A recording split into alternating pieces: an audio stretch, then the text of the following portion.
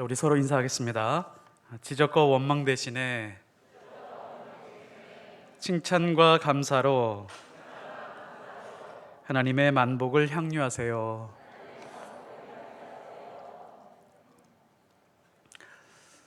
자, 우리가 지금 이제 하나하나 교회 조직을 세워가고 있습니다. 우리 서로 또 다시 한번 인사했으면 좋겠습니다. 함께 지어갑시다라고 이렇게 인사했으면 좋겠습니다. 네, 고맙습니다. 자, 오늘 말씀의 제목은 믿음의 용량과 수위라는 제목입니다.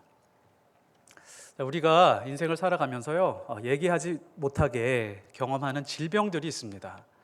우리가 원하는 것도 아니었고 우리가 그것을 잘못해서 얻은 것도 아닙니다. 치명적인 질병들이 있는데요, 어떤 사람들은 태어나면서 신체적인 장애를 얻게 돼서 불편하게 평생을 살아야 되는 분들도 있습니다. 그래서 자신의 인생과 가족들에게 큰 고난으로 다가오는 경우들도 있죠.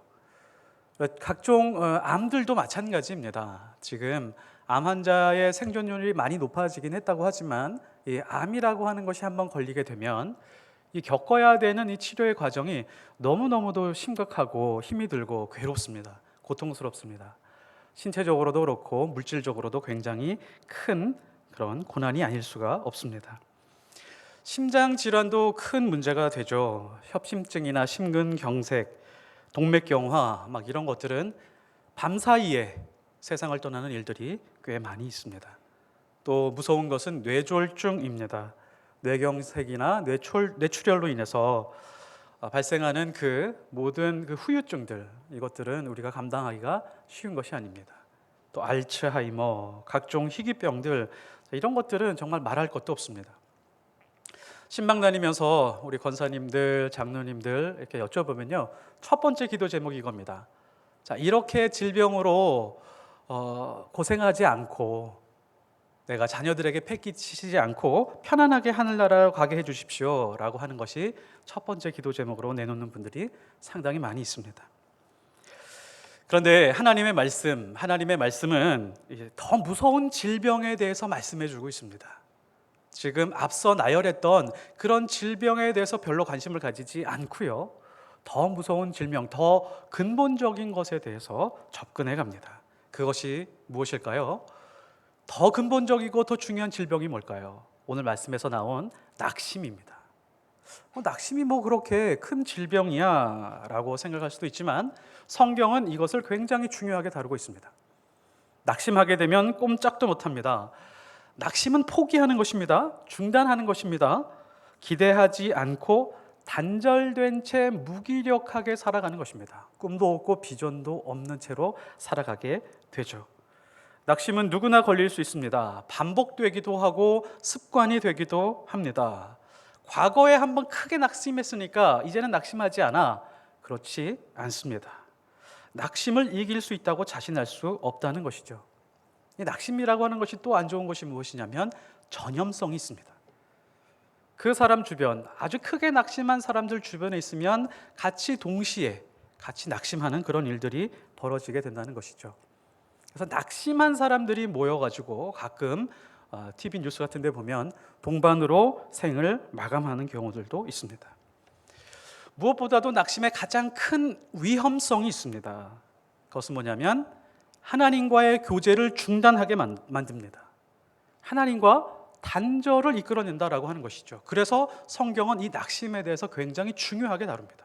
낙심, 떨어질 낙자에다가 마음심, 마음이 하나님께로 가는 것을 끊어버리는 것이 바로 낙심이라고 하는 것입니다.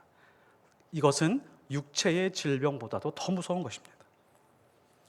에베소서 3장을 우리가 보고 있습니다. 이 3장을 보면 1절부터 13절까지 좀 다른 이야기를 하고 있다고 제가 말씀을 드렸습니다.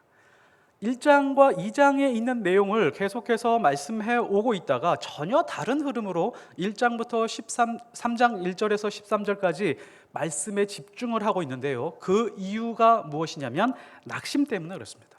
13절 제가 다시 한번 읽어드리겠습니다. 그러므로 너희에게 구하노니 너희를 위한 나의 여러 환난에 대하여 낙심하지 말라. 낙심하고 있는 수많은 에베소 교인들에게 이것만큼은 꼭 짚고 다른 얘기로 넘어가야겠다라고 하는 결심 때문에 본인이 하고 싶었었던 이야기들을 중단하고 이 이야기를 이어가고 있는 것이죠. 왜냐하면 아무리 좋은 말씀이 선포되고 생명의 말씀이 전파된다라고 하더라도 낙심이 깊이 자리 잡고 있는 사람들에게 말씀이 들어가지 않기 때문에 그렇습니다. 지금 바울은 하나님의 생명의 말씀을 쭉 전하고 있는데 너무 낙심이 크면 이 모든 말씀들이 귀에 들어오지 않는 것입니다. 마음에 자리 잡지 못하는 것입니다. 그래서 이것을 짚고 넘어가는 것입니다. 바울의 생각 속에 이런 게 있습니다. 신앙의 마지노선은 낙심이다. 그래서 갈라디아서 6장 9절에 우리가 선을 행하되 낙심하지 말지니 포기하지 아니하면 때가 이르되 거두리라. 선을 행하라. 하나님의 말씀 붙들고 한 걸음 한 걸음 걸어가라. 그러면 반드시 때가 되면 하나님께서 열매 맺게 할 것이다. 그러나 중간에 있는 것을 조심해라. 낙심하지 말지니. 낙심이 되어 포기하지 마라. 그것만 하지 않으면 하나님께서 반드시 어떤 형태로든 열매를 주실 것이다. 그러니까 신앙의 마지노선이 낙심이라는 것입니다. 낙심이 치명적인 것은 믿음을 중단시키기 때문에 그렇습니다. 그대로 방치하면 열매 없는 허망한 인생을 살 수 있습니다. 낙심하지 말라. 포기하지 말라. 믿음의 걸음을 뚜벅뚜벅 걸어가라. 최근에 자폐 스펙트럼 장애를 가진 캐릭터 우영우가 아주 큰 인기를 걸었습니다. 심지어 초등학생들조차도 그 우영우 인사법을 그렇게 주고받는 것을 본 적이 있습니다. 이런 이야기가 현실에서 실제 이루어질 수 있을까요? 우영우 같은 그런 비슷한 이야기가 실제로 있었습니다. 제가 우영우를 보면서 기억난 그 신문 기사가 있는데 2013년에 어떤 유치원 교사로 일하는 어머니, 그 어머니 오현옥이라고 하는 분의 이야기가 생각이 났습니다. 이 오현옥이라고 하는 분은 24살에 아이를 낳았는데요. 그 아들이 태어나서 6개월쯤 되었을 때 자폐증이라고 하는 그런 결과를 얻게 되었습니다. 그때 이분이 이렇게 이야기를 합니다. 숨이 멎는 것 같았다. 내가 이 아이를 어떻게 키울 수 있을까? 하늘이 무너지는 것 같고 땅이 꺼지는 것 같고 숨이 멎는 것 같았다라고 그렇게 이야기를 합니다. 그러나 좌절하고 낙심해 있을 수만은 없었다. 그래서 자기가 할 수 있는 단 한 가지 선택을 했는데 그 선택이 뭐냐면 하나님의 말씀을 읽어 주어야겠다. 그래서요 3살 때부터 하나님의 이야기를 들려주었습니다. 말을 알아듣기 시작할 때부터는 성경을 읽어 주었습니다. 자기 아이의 문제를 해결할 수 있는 방법은 단 하나밖에 없다. 성경에 있는 하나님의 말씀밖에 없다. 그래서 계속해서 이 아이에게 말씀을 읽어주고 이야기를 들려주고 계속 그렇게 지속했다는 것이죠. 틈틈이 하루에 수십 차례 성경을 읽어주었습니다. 초등학교 3학년이 되었습니다. 이 아이를 잘 교육시키고 싶은데 어떻게 교육시킬까라고 고민하다가 성경 과외 선생님을 모셨습니다. 우리는 국어, 영어, 수학 어떻게 학원도 보내고 그러지만 이분은 성경 과외 선생님을 붙였는데 권사님, 주변에 계셨던 권사님, 30년 동안 주일학교 선생님으로 섬기고 있던 권사님에게 부탁을 했습니다. 일주일에 2-3번 성경 과외를 좀 해주십시오. 그래서 그렇게 매일매일 부탁을 해서 결국 승낙을 받아내고 일주일에 2-3회씩 만나면서 예배도 드리고 찬송도 하고 성경도 가르쳐주고 이렇게 저렇게 방법을 쓰다가 안 되니까 구연동화식으로 아이에게 성경 과외를 하기 시작했습니다. 처음에는 거부 반응이 느꼈죠. 이 아이가 받아들이기 어려웠습니다. 딴짓하고 한 곳에 몰두해 있고 그랬습니다. 조금씩 바뀌기 시작을 했는데 함께 찬송을 부르기 시작을 했습니다. 하나님의 말씀에 귀를 기울이기 시작했습니다. 구연동화에 관심을 보이기 시작을 했습니다. 1년이 지나면서 변화가 일어나기 시작을 했습니다. 이제 스스로 하나님의 말씀을 읽을 수 있는 때가 왔습니다. 하나님 너무 감사합니다. 이때 엄마가 아이에게 한 이야기가 있습니다. 엄마는 너보다 나이가 많기 때문에 상여비보다 먼저 하늘나라에 갈 수밖에 없어. 하지만 하나님께서는 너와 함께 끝까지 계시고 너를 끝까지 보호해 주실 거야. 그러니 하나님과 동행하기 위해서는 하나님을 알아야 하고, 하나님을 알기 위해서는 하나님의 말씀 성경을 읽어야 돼 라고 해서 계속해서 아이에게 이야기를 해 주었다는 것이죠. 결코 삶이 순탄하지 않았습니다. 초등학교, 중학교, 고등학교를 지나가는데 아이들에게 따돌림도 당하고 선생님의 편견으로 인해서 어려운 시간들도 있었습니다. 그러다가 어찌어찌해서 열심히 해서 대학까지 갔습니다. 문제는 있죠. 이런 친구들이 대학을 졸업했는데 취업을 어떻게 하느냐, 이게 가장 큰 문제입니다. 어떻게 됐을까요? 이 조상협이라고 하는 아이는 SK 플래닛이라고 하는 대기업에 들어가서 디자이너로 취업하게 되었습니다. 낙심과 절망의 순간이 찾아왔지만 엄마는 믿음의 일을 중단하지 않았습니다. 낙심이 있었습니다. 고난이 있었습니다. 어떻게 이 아이를 키울 수 있을까? 내 힘으로는 안 된다. 하나님의 말씀과 하나님의 은혜를 구하자라고 해서 믿음의 일을 중단하지 않고 낙심하고 포기하지 않고 계속해서 걸어갔더니 어느 순간에 열매가 있었던 것입니다. 오늘 말씀에 낙심을 이길 수 있는 가장 확실한 방법을 우리에게 제시해 주고 있습니다. 그게 12절입니다. 제가 읽어드리겠습니다. 우리가 그 안에서 그를 믿음으로 말미암아 담대함과 확신을 가지고 하나님께 나아감을 얻느니라. 13절에 나와 있는 이 고난과 확신에 대한 가장 확실한 솔루션을 제공해 주고 있는데 그것이 무엇이냐면 믿음이라는 것입니다. 컵에 물이 가득 차 있습니다. 그러면 그 틈 안으로 공기가 들어올 수가 없겠죠. 그러나 컵에 공기가 가득 차 있으면 그 틈 안으로 물이 들어올 수가 없습니다. 마찬가지입니다. 우리 인생에, 우리 마음에, 우리 생각에 믿음으로 가득 차 있다면 낙심이 들어올 수가 없습니다. 그러나 낙심으로 가득 차 있으면 믿음이 들어올 틈이 없다는 것이죠. 그래서 성경은 우리에게 믿음에 집중하라고 그렇게 말씀해 주고 있습니다. 자, 이 믿음을 하나하나씩 풀어가 보고 싶습니다. 우리가 예수 안에서 믿음을 가지고 하나님께 나아감을 얻고 있는데요, 믿음으로 말미암아 나타나는 놀라운 현상이 두 가지가 있습니다. 오늘 말씀에 나와 있는데 그게 무엇이냐면 담대함과 확신이라고 하는 겁니다. 너무너무 우리에게 익숙한 용어이고 이건 당연한 것 같이 생각이 되지만 이게 굉장히 위대한 말씀입니다. 담대함과 확신을 다른 말로 하면 담대함은요, 믿음의 용량이라고 말할 수 있습니다. 담대하다라고 하는 것은 막 괜히 가슴이 웅장해지는 그런 거잖아요. 믿음의 용량이라고 할 수 있습니다. 확신이라고 하는 것은 믿음의 수위라고 그렇게 다른 말로 표현할 수 있습니다. 예수님도 그렇게 말씀하셨죠. 믿음에 대해서 말씀하실 때 유사하게 말씀을 하셨습니다. 제자들이 배를 타고 가다가 풍랑을 만났습니다.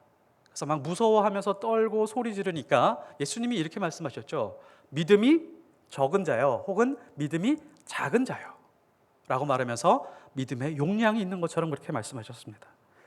그리고 예수님은 백부장을 만났습니다. 백부장을 만났는데 이 백부장의 믿음을 보고 예수님이 이렇게 표현하셨죠. 이스라엘 중에서 아무에게도 이만한 믿음을 보지 못했다. 믿음의 수위가 굉장히 높았다는 것이죠. 이 두 가지를 한번 오늘 살펴보도록 하겠습니다. 첫 번째, 믿음으로 말미암아 담대함을 가지게 되었다라고 하는 것은 믿음의 용량이 커졌다는 것입니다. 담대한 믿음을 가진 사람들을 꼽으라고 하면 우리가 잘 아는 다윗과 다니엘을 꼽을 수가 있습니다. 다윗은 골리앗 앞에서 전혀 주눅들지 않았습니다. 전혀 두려워하지 않았습니다. 다른 사람들처럼 낙심하지도 않았습니다. 두려움과 낙심이 조금도 보이지 않았습니다. 담대했습니다. 이 두려움과 낙심이 굉장히 강력하죠. 두려움이라고 하면 우리가 가지고 있는 뇌, 두려움이 찾아오면 우리의 뇌는 최우선적으로 이 두려움을 처리하지 않고는 다른 신경으로 아무런 힘도 공급하지 않습니다. 최우선적으로 이 두려움을 해결해야 돼요. 그러니까 온 몸이 마비가 되는 것입니다. 두려우면 밥도 못 먹고 사람도 못 만납니다. 모든 이스라엘 백성은 마비된 상태에 있었지만 단 한 사람, 다윗은 마비되지 않았습니다. 다윗은 담대했습니다. 그렇다면 다윗의 담대함은 어디서 오는 걸까요?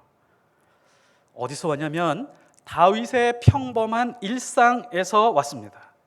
이 골리앗이라고 하는 존재는 평생 한번 나타날까 말까 하는 그런 존재입니다. 이 평범의 위력이 골리앗 앞에서 실현된 것뿐일 뿐입니다. 갑작스럽게 믿음의 용량이 커진 것이 아니라는 것이죠. 다윗은 무슨 일을 했죠? 다윗은 양치기 일을 했습니다. 매일매일 양치는 평범한 일을 했습니다. 다윗이 양을 치다가 쉬는 시간에 아마 자기가 잘하는 찬송하는 일, 비파, 지금으로 하면 기타 치면서 양풀 뜯을 때 아마 하나님을 찬송했을 것입니다. 그럴 때 위기가 닥쳐오죠. 사자와 곰이 나타납니다. 그러면 긴장하겠죠. 그러면서 자기가 가지고 있는 물맷돌을 가지고 사자와 곰을 물리칩니다. 처음에는 본인도 두려웠을 것입니다.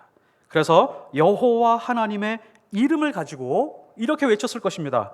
너는 이빨과 발톱으로 나오지만 나는 만군의 여호와의 이름으로 너에게 가노라 라고 하면서 물맷돌을 던지면서 사자와 곰을 때려서 죽였을 것입니다. 처음에는 한 번에 못했겠죠. 5개를 가지고 있었던 것은 아마 다윗이 5번 중에 한 번은 명중시키는 자기 자신의 경험이 있었기 때문일 것입니다. 그래서 성경은 이렇게 말하죠. 사자의 발톱에서, 곰의 발톱에서 양을 구해냈다라고 그렇게 말을 합니다. 다윗의 믿음은 평범한 일상에서 키워진 믿음입니다. 들판에서, 가정에서, 자기 직장에서 자기 믿음을 하나하나 발휘하면서 여호와 하나님의 이름을 의지하면서 살아왔었던 그 날들이 축적이 되었을 때 골리앗이 나타나니까 담대해진 겁니다.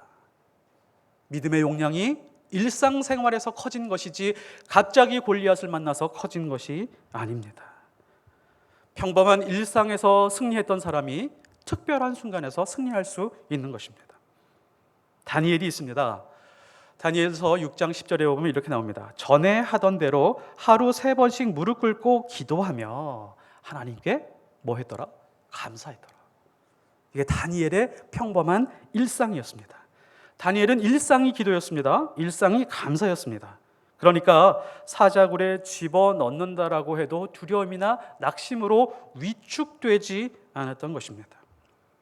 평범할 때 기도하는 사람이 특별할 때 기도의 능력을 발휘할 수 있습니다. 평범할 때 순종하는 사람이 특별한 순간에 순종할 수 있는 것이죠. 평범할 때 기도하지 않으면 특별한 순간에 기도가 나오지 않습니다. 가끔 이런 말을 하는 사람들이 있습니다. 큰 위기와 사건이 닥쳤을 때 기도가 나오지 않습니다.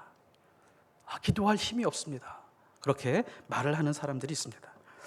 평범할 때 기도하던 사람이 그 위기의 순간에 놀라운 기도의 능력을 발휘하는 것이죠. 우리가 좋아하는 말씀이 있습니다. 항상 기뻐하라. 쉬지 말고 기도하라. 범사에 감사하라. 우리 이 말씀은 벽에도 걸어놓고 그렇게 그 말씀을 새기면서 살아갑니다. 왜 이 말씀을 우리에게 주셨을까요? 왜 항상 혹은 쉬지 말고 범사에 이거를 우리에게 요구하고 있을까요? 이유가 있습니다. 믿음의 용량을 가장 크게 할 수 있는 것이 바로 이 3가지이기 때문에 그렇습니다. 평소에 기도하는 사람, 평소에 하나님 앞에 기도하는 사람, 항상 기뻐하던 사람, 항상 기뻐하던 사람이 고난이 왔을 때 하나님을 기뻐할 수 있는 사람이 됩니다. 쉬지 않고 기도해 오던 그 사람이 위기와 낙심과 고난의 순간에 기도하면서 하나님의 뜻을 분별할 수 있는 능력이 생깁니다. 범사에 감사하던 사람이요, 위기와 낙심과 고난의 순간이 왔을 때 그래도 그 안에서 하나님의 뜻을 발견하고 하나님께 감사할 수 있는 그 감사의 능력을 발휘할 수 있기 때문에 그렇습니다. 이 말씀은 우리 믿음의 용량을 넓히는 아주 중요한 말씀입니다. 두 번째, 믿음으로 말미암아 확신을 가지게 되었다. 오늘 말씀에 믿음으로 말미암아 담대함과 확신, 믿음으로 말미암아 확신을 가지게 되었다라고 하는 것은 믿음의 수위가 높아졌다는 것입니다. 중국 문화혁명 때요, 문화대혁명 때 워치만리라고 하는 사람이 있었습니다. 이 워치만리가 세운 교회가 이제 지방교회인데요. 그 교회는 조금 왜곡되고 이단 시비에 걸려 있기도 합니다. 근데 이 워치만리라고 하는 사람은 굉장히 위대한 사람입니다. 대학 시절에 몸에 병을 얻었습니다. 시한부 인생을 살게 되었습니다. 결핵과 심장병으로 이제 살 날이 얼마 안 남았다라고 그런 선고를 받았던 사람입니다. 이 사람이 어느 날 이제 꿈을 꾸었습니다. 꿈속에서 토요일마다 복음을 전하기 위해서 섬으로 배를 타고 들어가고 있었는데, 그 섬에 들어가서 복음을 증거하려고 하면 이제 시간을 맞춰야 되잖아요. 근데 백길을 따라 들어가다가 보니까 뭐가 있었냐면 암초가 있었습니다. 그래서 그때마다 하나님께 기도하는 거예요. 암초 때문에 시간에 못 맞추게 돼 있는 겁니다. 그래서 하나님, 암초를 제거해 주십시오. 또 나타나면 암초를 제거해 주십시오. 하나하나 제거되기 시작을 했습니다. 그때 어느 날 기도를 하고 있는데 하나님께서 이런 음성을 들려주셨다는 겁니다. 내가 암초를 제거해 줄까? 아니면 바다의 수위를 높여줄까? 그때 워치만리가 고민하다가 하나님, 수면을 높여주십시오. 그랬더니 수면의 높이가 높아지고 암초를 뛰어넘어서 빨리 섬으로 들어갈 수 있는 길이 열리더라는 것입니다. 우리도 인생을 살아가면서 수많은 암초들을 만납니다. 사람에게 받은 아주 깊은 상처들, 그 상처 때문에 오랫동안 사랑하는 사람들과 멀어지고 사랑하는 공동체와도 끊어져야 되는 그런 일들이 있었습니다. 수능이나 취업과 같이 온 힘을 다해서 준비했는데 실패를 맛봤을 때 우리는 암초에 걸려서 낙심하고 있을 때가 있습니다. 실직하거나 사업에 실패하는 경우, 혹은 배신당하거나 이별하고 거절당하는 고통 속에 있을 때가 있습니다. 아주 다양한 암초들이 우리 앞에 다가올 때가 있습니다. 자녀들의 문제, 내가 돈으로 해결해 보고 싶고 또 내가 관심을 가져서 얘한테 무슨 노력이라도 하면 이루어질 수 있을 것 같은데 그 힘을 뛰어넘은 그런 자녀들의 문제가 있습니다. 이런 암초를 만날 때 우리는 원망도 하고 낙심이 되기도 하죠. 오랫동안 시험에 들어있기도 합니다. 우리는 암초를 만날 때마다 하나님께 기도합니다. 하나님, 이 암초 빨리 제거해 주십시오. 속히 제거해 주십시오. 오래 두지 마시고 빨리 해결해 주십시오 라고 기도합니다. 그러나 더 근본적인 해결책이 있습니다. 하나님, 제 믿음의 수면을 높여 주십시오. 하나님, 저의 영적인 수면을 높여 주십시오. 그러면 그 암초가 바닷물, 은혜의 강물에 묻히게 되어 있습니다. 그래서 우리가 하나님 앞에 기도해야 될 것이 있습니다. 하나님, 암초를 만날 때마다 은혜의 강물을 보내주시옵소서, 믿음의 수면을 높여 주시옵소서라고 하나님 앞에 간구해야 됩니다. 높은 수위의 믿음과 확신을 가지고 있으면 모든 사람이 분명하게 저거는 암초야 라고 말하는 것을 우리는 뛰어넘을 수가 있습니다. 그렇다면 우리가 여기서 질문해야 되는 것이 있습니다. 좋습니다. 믿음의 용량도 크게 하고 싶고 믿음의 수위도 높이고 싶습니다. 어떻게 하면 될까요? 12절 말씀, 우리가 그 안에서 그를 믿음으로 말미암아. 우리가 어디에 초점을 맞추냐면요, 담대함과 확신에 초점을 맞추고 있지만 성경이 말하고 있는 것은 우리가 그 안에서 그를 믿음으로 말미암아. 이게 훨씬 더 중요합니다. 그가 두 번 나오죠. 그가 누구죠? 예수입니다. 예수를 두 번 강조하고 있다는 것을 우리가 놓쳐서는 안 됩니다. 우리가 예수 안에서, 우리가 예수를 믿음으로 말미암아, 여기서 시작이 되어야 됩니다. 우리가 예수 안에 있다는 것이 무엇일까요? 에베소서 1장에서부터 지금까지 계속해서 예수 안에서, 그리스도 안에서 계속해서 강조하고 있습니다.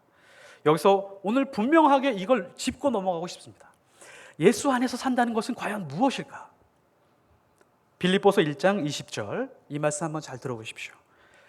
나의 간절한 기대와 소망을 따라 아무 일에든지 부끄러워하지 아니하고 지금도 전과 같이 온전히 담대하여 살든지 죽든지 내 몸에서 그리스도가 존귀하게 되게 하려 하나니. 내 몸에서, 나의 온 인생에서 예수 그리스도가 존귀하게 되는 것, 그것이 바로 예수 안에 있는 것입니다. 우리가 이 삶을 추구하고 있습니까? 우리가 이 삶에 대해서 점검해 보신 적 있으십니까?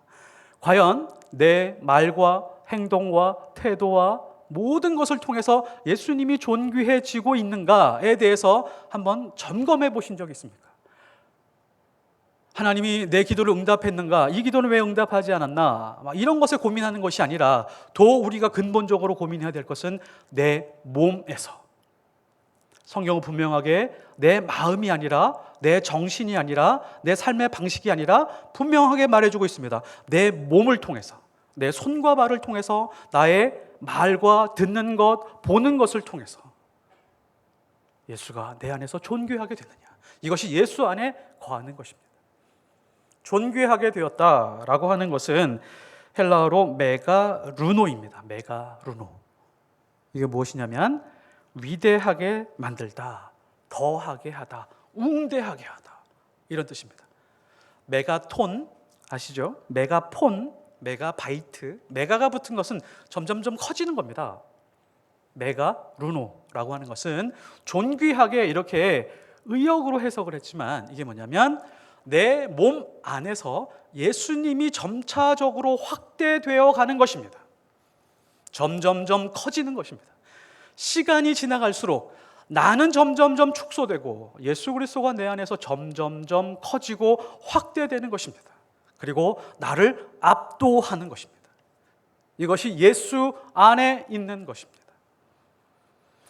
내 인생에서 예수가 축소되면 암초가 커질 것입니다. 그러나 내 인생에서 예수가 확대되면 암초는 작아지게 되어 있습니다. 예수가 내 몸에서 존귀하게 되는 것을 중심으로 살아가게 되면 우리는 높은 수위의 믿음을 가진 인생을 살게 됩니다. 믿음의 용량이 점점점 커지게 될 것입니다. 말씀대로 살든지 죽든지, 죽일 테면 죽여봐라. 나는 예수 그리스도를 더 크게 만드는 사람이 되고 싶다. 이것이 목표가 되는 것입니다. 그래서 믿음의 수위가 높아지고 믿음의 분량이 커지면 어떤 현상이 벌어지냐면 성공이 별게 아니게 됩니다. 실패가 별게 아니게 됩니다. 바울이 그런 고백을 했죠. 내가 지금까지 살아와서 내가 가지고 있는 모든 학벌과 내가 가지고 있는 모든 생활 수준, 그 모든 것이 최고였다. 그러나 이것은 변기에서 물을 내려서 버릴 배설물과 같은 것들이었다. 예수 그리스도가 내 인생에서 가장 커지고 나니까 내가 가지고 있는 모든 것들이 화장실에 버려야 할 그런 대변이나 소변과 같은 것들로 축소되었다는 것이죠. 나는 내 인생에서 실패한 인생처럼 보일 것이다. 그러나 내 인생에서 예수 그리스도가 확대되고 보니까 이 실패 안에 하나님께서 보석을 숨겨놓은 것을 내가 보았다. 이것이 축복이었다. 이것이 믿음의 고백이라고 하는 것입니다. 마지막으로 예수가 확대된다라고 하는 것은 수동태의 인생을 살아가는 것입니다. 수동태의 인생. 믿음대로 살아간다는 것, 말씀 따라 살아간다라고 하는 것은요, 인생이 수동태가 된다는 것입니다. 시편에서 여호와 하나님을 이렇게 외칩니다. 나의 주님. 신약에서도 예수님을 이렇게 말합니다. 나의 주님이라고 고백을 합니다. 이게 뭐죠? 하나님의 뜻이라면 종처럼 내 인생을 수동태로 살아가겠습니다. 그런 선언입니다. 누가복음 16장에 보면 부자와 나사로 이야기가 나오죠. 여기서 부자의 두드러진 특징이 있습니다. 부자는 매우 강력하게 자기 주도적으로 자기 인생을 살아갑니다. 그리고 그가 쓰고 있는 언어도 보면 매우 자기 주도적인, 자기 중심적인 언어를 사용하고 있다는 것을 알 수 있습니다. 그 내용에서 보면 이 사람이 어떤 삶을 살았는지를 이야기를 하고 있는데요. 세상에서 가장 좋은 옷, 명품 옷을 입고 자기가 즐기고 싶은 것을 다 모아서 마음껏 즐기고 모든 것을 동원해서 자기 중심으로 파티를 열면서 인생을 행복하게 살아가고 있었습니다. 그리고 지옥에 들어갑니다. 지옥에 들어가서 소리를 치는데요. 아브라함에게 소리를 칩니다. 뭐라고 얘기를 했냐면 나를 좀 불쌍히 여기십시오. 거기까지는 좋았는데 나사로를 좀 보내서 손가락 끝에 물을 찍어서 내 혀에 조금 떨어뜨리게 해주십시오. 아직도 자기가 주인인 줄 압니다. 나사로를 부려먹을 수 있는 사람으로 생각을 합니다. 그리고 아브라함에게 아주 구체적으로 지시를 하고 있습니다. 자기 주도적으로 자기 인생을 살아가는 것을 버리지 못했다라고 하는 것을 알 수가 있습니다. 여기서 멈추지 않죠. 또 요구하는 것이 있습니다. 내 말대로 좀 해주십시오. 나에게 5 형제가 있는데 내려가서 나사로로 하여금 가서 여기에 이야기를 좀 하게 해주십시오. 지금 지시하고 명령하고 그렇게 하고 있는 것을 알 수가 있습니다. 하나님의 은혜와 예수님이 들어올 틈이 조금도 없다는 것을 알 수 있습니다. 하지만 나사로는 부자와 달랐습니다. 나사로의 인생을 통해서 우리에게 보여주고 싶은 것은 이겁니다. 성경이 나사로의 인생은 수동태였다. 자신이 할 수 있는 것은 하나도 없었습니다. 주면은 먹었습니다. 밥상에서 떨어지는 부스러기가 있으면 주워 먹었습니다. 가만히 있어서 피부병이 있었는데 그 헌대를 개가 핥아주면 거기서 조금 위로받고 그냥 잠시 잠깐의 치유를 받는 그런 느낌을 받을 정도였습니다. 그러다가 죽었습니다. 천사가 데리고 갔습니다. 아브라함 앞에 갔더니 아브라함이 꼭 끌어안아 주었습니다. 이게 뭐냐면 나사로의 인생은 수동태였다는 것입니다. 내 주여 뜻대로 행하시옵소서. 저는 하나님의 뜻대로 그냥 살아가겠습니다. 그게 바로 나사로의 인생이었습니다. 그것이 그리스도인의 인생입니다. 내가 주도하고 내가 이끌어가면서 하나님이 나에게 부족한 것을 보충해주는 그런 것이 신앙이 아니라 하나님 말씀하십시오. 하나님의 그 생명의 말씀이 내 안에 들어오면 그 말씀대로 제가 모두 따르며 살겠습니다 라고 하는 것이죠. 그래서 지옥의 특성이 바로 이런 것입니다. 내가 결정하고 내가 선택하고 내가 좋아하는 것 즐기고 내 인생을 나 중심으로 살아가고 있는 모든 것들이 바로 지옥의 특징이라고 하는 것을 우리에게 보여주고 있습니다. 그런데 예수만 존귀케 하는 인생은 이런 태도가 없습니다. 내 이름이 유명해지고 내가 많이 소유하고 내가 크게 성공하고 별 흥미를 느끼지 못합니다. 모든 것을 결정하고 선택할 때 이것을 통해서 예수 그리스도가 존귀케 되느냐, 이 일을 통해서 내 삶을 통해서 예수가 확대되어 갈 수 있느냐, 이것이 굉장히 중요한 결정 기준이라고 하는 것이죠. 그래야 우리 인생의 믿음의 용량이 넓어집니다. 믿음의 수위가 높아지게 되어 있습니다. 말씀의 결론을 맺겠습니다. 오늘 말씀이 우리에게 이렇게 말씀하고 있습니다. 믿음을 중단하게 되면 우리는 분명히 낙심하게 되어 있다. 그리고 고난이 계속해서 찾아오게 될 것이다. 우리 마음속에 낙심이 어느 정도 자리 잡고 있는지 한번 생각해 볼 필요가 있습니다. 낙심이 어떤 거냐면 믿음의 일을 중단한 것입니다. 우리는 목회자들에게 큰 상처를 받았습니다. 교회로부터 큰 상처를 경험했습니다. 그런 분들이 많이 있는 줄 압니다. 그래서 하나님과의 거리가 보이지 않게 요 정도까지만 가고 더 이상 들어가지 말아야겠다라고 하는 어떤 선을 그어놓고 우리가 신앙생활을 하고 있는지 한번 생각해 보십시오. 이게 요 선이라고 하는 것이 낙심이 적용된 선일 수 있습니다. 예수 그리스도가 존귀케 될 때는 이 선이 없습니다. 나를 인정해 주던 인정해 주지 않던, 내가 상처받던 그렇지 않던 하나님의 은혜 때문에 이 선을 뛰어넘을 수 있는 것이 바로 하나님의 은혜를 통한 그런 예수 그리스도가 존귀케 되는 인생이라고 하는 것이죠. 평범한 일상에서 기도와 찬송으로 믿음의 용량을 넓히십시오. 평범한 일상에서 말씀으로 믿음의 수위를 지속적으로 높이시기 바랍니다. 그러기 위해서 가장 필요한 것은 예수가 내 안에서 존귀케 되는 것입니다. 그러면 반드시 믿음의 용량과 수위가 커지고 높아지게 될 것입니다. 이런 믿음으로 담대함과 확신을 가지고 하루하루 승리하는 하나님의 백성들이 되시기를 예수 그리스도의 이름으로 축복합니다. 기도하겠습니다. 하나님 아버지, 감사합니다. 하루하루가 하나님의 은혜요, 지금 가지고 있는 모든 것들이 하나님께서 베풀어 주신 선물들입니다. 우리가 날마다 기도하며 감사하게 하여 주시옵소서. 살아가다가 보면 우리가 제한된 믿음 속에서 제한된 신앙생활을 할 때가 많이 있습니다. 우리의 용량, 믿음의 용량을 넓혀 주시옵소서. 우리의 수위, 믿음의 수위를 높여 주시옵소서. 우리가 할 수 있는 것은 예수 그리스도가 우리 안에서 존귀케 되는 것입니다. 예수 그리스도의 그 말씀과 그 사랑과 그 은혜가 내 안에서 점점 확대되는 것입니다. 하나님, 이것마저도 내 힘으로 할 수 없습니다. 은혜의 강물을 우리와 우리 가정과 사업과 모든 일터에 넘치게 하여 주시옵소서. 감사와 영광 올려드리며 예수 그리스도 이름으로 기도드렸사옵나이다. 아멘.